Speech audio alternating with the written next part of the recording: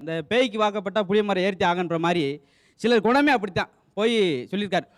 ஏன்பா என்ன உன் காதலியை பற்றியும் ஏதோ ஹாஸ்பிட்டல் வகுத்தில் கட்டின்னு கூப்பிட்டு போயிட்டு உடனே திரும்பி வந்துட்டா அது கட்டி இல்லையாமியா குட்டி அம்மியா காதலியாக போயிட்டாரு.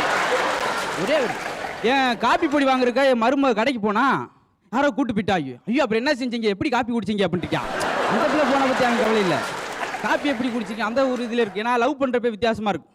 அந்த பிள்ளைகிட்ட போய் அன்னைக்கு ஐ லவ் யூ அப்படின்ட்டு இருக்கான். ஐயோ எனக்கு கல்யாணம் ஆயிடுச்சு, பரவாயில்ல எனக்கு தான் கல்யாணம் ஆயிடுச்சு, அதனால என்ன இருக்காது.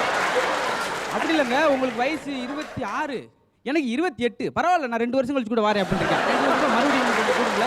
அப்புறம் சில நேரம் வைராக்கியத்தில் கவிதை மாதிரி எழுதுவாங்க. சொல்லியிருக்கான், நான் கடற்கரையாக இருந்தேன் அவள் அலையா வந்து மோதுவாள் என்று, நான் கோயில் விபூதியாக இருந்தேன் என்னை அள்ளி அள்ளி பூசுவாள் என்று, நல்ல பாடலாக இருந்தேன் பாடுவாள் என்று, சனியம் பிடிச்ச யாருக்கு தெரியும் இப்படி அடுத்தவங்க ஓடுவாள் என்று அவனுக்கு ஒரு தவறாம நம்ம அசத்தல் டிவியை எல்லாரும் சப்ஸ்கிரைப் பண்ணுங்க.